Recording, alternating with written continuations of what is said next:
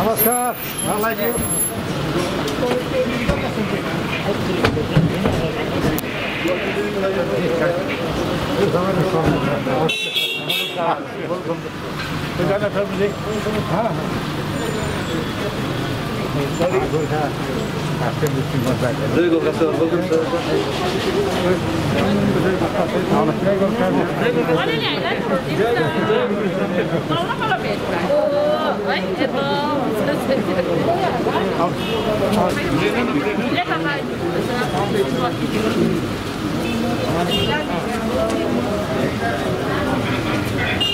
राम्रो खबरहरू सुन्नु पाऊँ है। बेला यो बेलामा चाहिँ हामीले एकदमै राम्रो सुख खबर त सुन्नु पाऊँ भन्ने यहाँ आउनु हुँदैछ। नमस्कार। Thank you very much. साथीहरूलाई नमस्ते है। खोइ हाम्रो मन्त्रीज्यू कता गयो?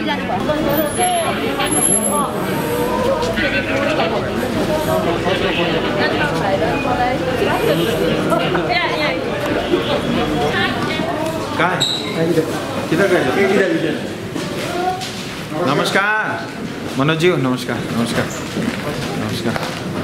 और दादा, सबसे पहले तो दार्जिलिंग के हमारे होनहार शानदार मीडियाओं के माध्यम से और दार्जिलिंग की जनता की ओर से मैं हमारे बड़े भाई सांसद और हाल ही में केंद्र में मंत्री बने श्री जोन बारला जी को बहुत स्वागत करता हूं दार्जिलिंग की इस पवित्र धरती पे।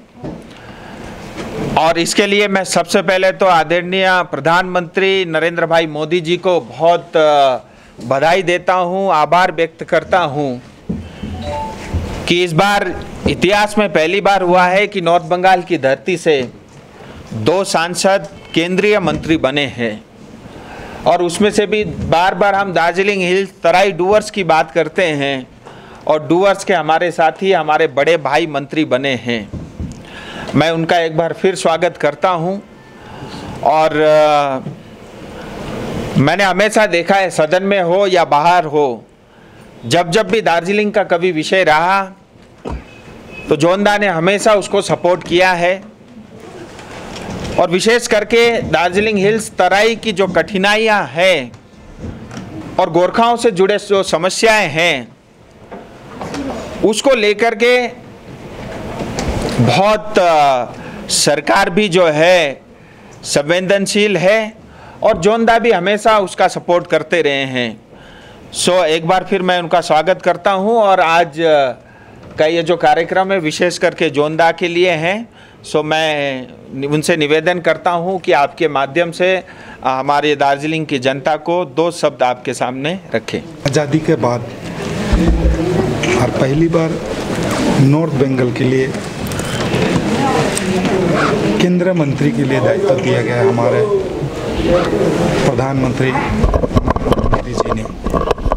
जनता ने आशीर्वाद दिया 2019 में आज, और हमारे प्रधानमंत्री नरेंद्र मोदी जी ने फिर से हमें जनता का सेवा के लिए चुना गया है।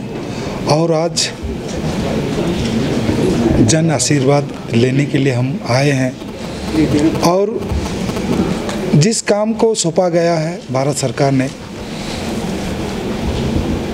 उस काम को हम अपने क्षेत्र पूरा पश्चिम बंगाल और पूरा देश के हर कोने में हम मंत्रालय के द्वारा बहुत सारा योजना सब भारत सरकार ने बनाई है हमारे प्रधानमंत्री के नेतृत्व में।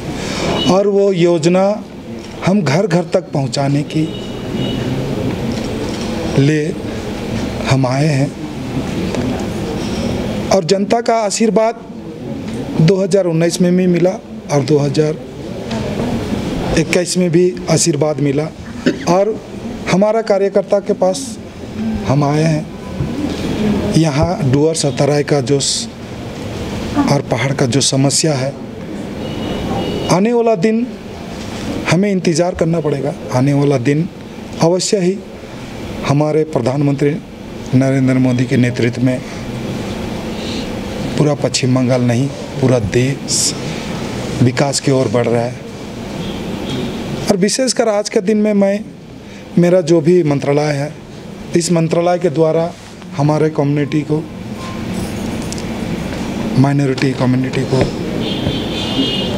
योजना बनाई गया। ये योजना अभी तक घर घर तक नहीं पहुंची है और मैं आने वाला दिन मैं उनके साथ भेंट वार्ता करूंगा और जितना भी योजना है उस योजना को हम घर घर तक पहुंचाएंगे। यही लक्ष्य लेके हम दिल्ली से आज दार्जिलिंग पहुंचे हैं और हम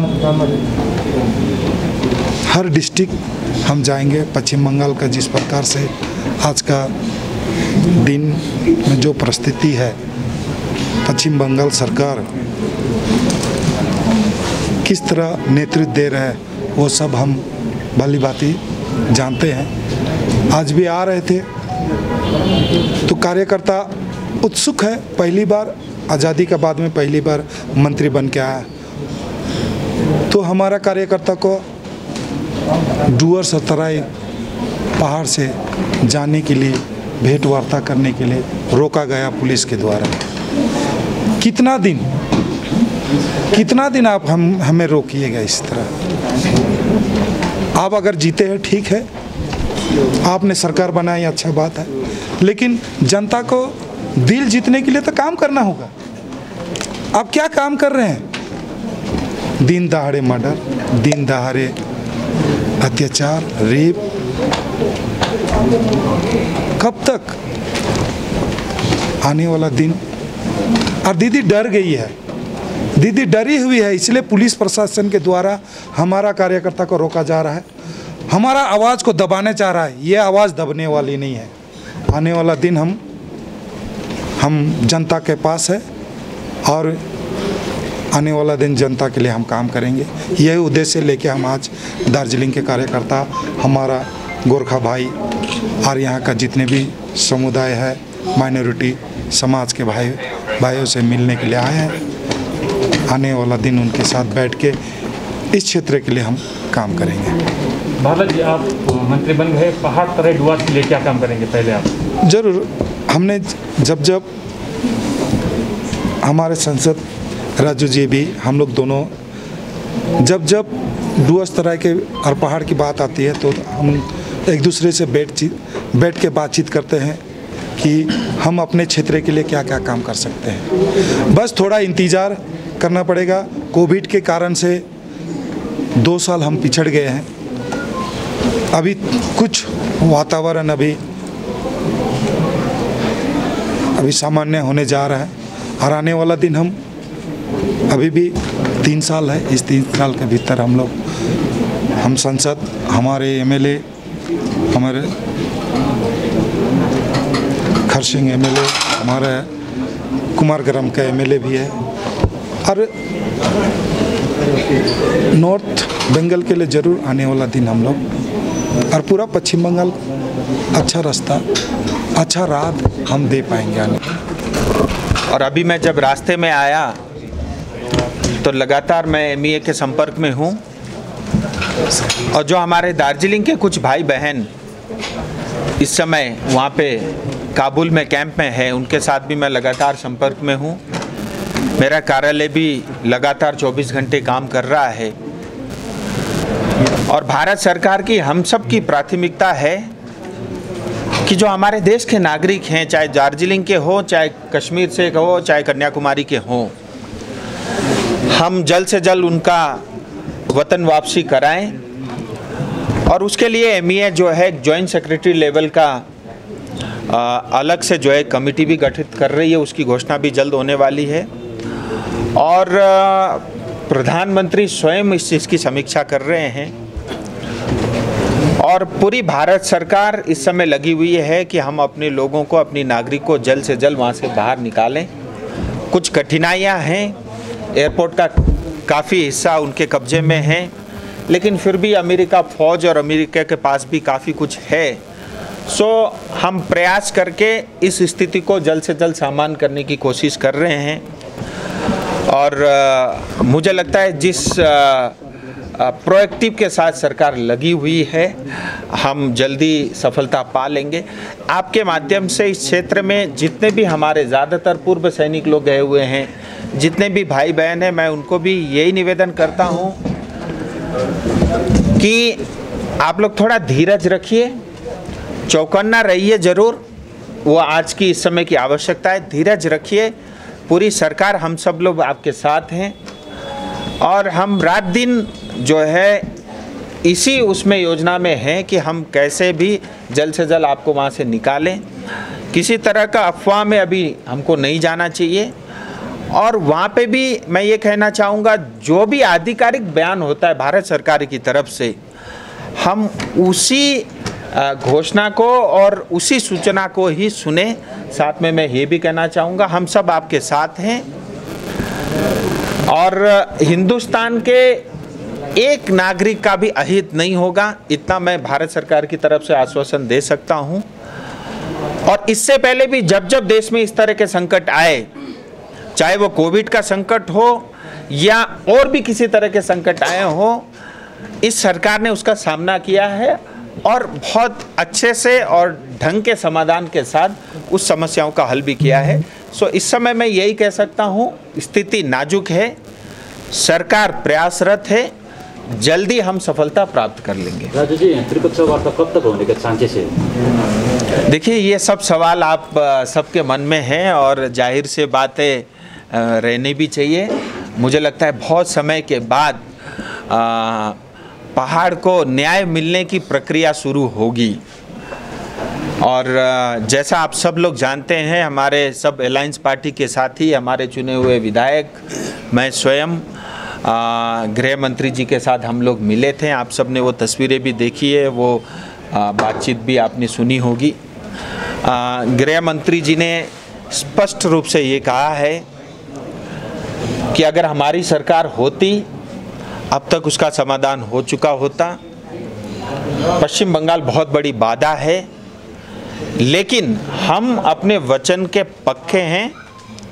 सो उन्होंने फिर वहीं पे हम सबके सामने ये कहा है कि हम 12 तारीख के आसपास जो है आप सबको जो है निमंत्रण भेजेंगे। इसके अंदर में हमारे पहाड़ के स्टेक होल्डर भी रहेंगे, पश्चिम बंगाल सरकार, केंद्र सरकार, और एक वार्ता शुरू होगी। मुझे लगता है ये 15 अगस्त के कारण 2-4 दिन कार्यालय बंद रहते हैं, इसके लिए शायद समय लगा होगा, मेरा ऐसा मानना है। मुझे लगता है अगले 2-4 दिन में पत्र आ जाना चाहिए और उन्होंने साथ में ये भी कहा है कि सितंबर के पहले सप्ताह के आसपास हम वार्ता शुरू करेंगे। तो मेरा यही कहना है, इस समय बहुत स्पेकुलेशन होता है, बहुत सारी बातें आती है। मुझे लगता है हमारे लिए ये एक अपॉर्चुनिटी है, ये एक अच्छा समय और सही समय है। मुझे लगता है वार्ता अगर होती है और हम उस वार्ता के लिए जाते हैं, उसमें भाग लेते हैं, मुझे लगता है समाधान अवश्य निकलेगा। अच्छा, एक बात खाली सिंपल बोल रहे हैं, कितना आदमी काबुल में है? कोई पहाड़? देखिए, इस तरह से मतलब एप्रोप्रिएट नंबर्स बताना बड़ा कठिन होगा, लेकिन जहाँ पे एक कैंप में हमारे लोग हैं, करीब 150 से 200 के बीच उनकी संख्या है।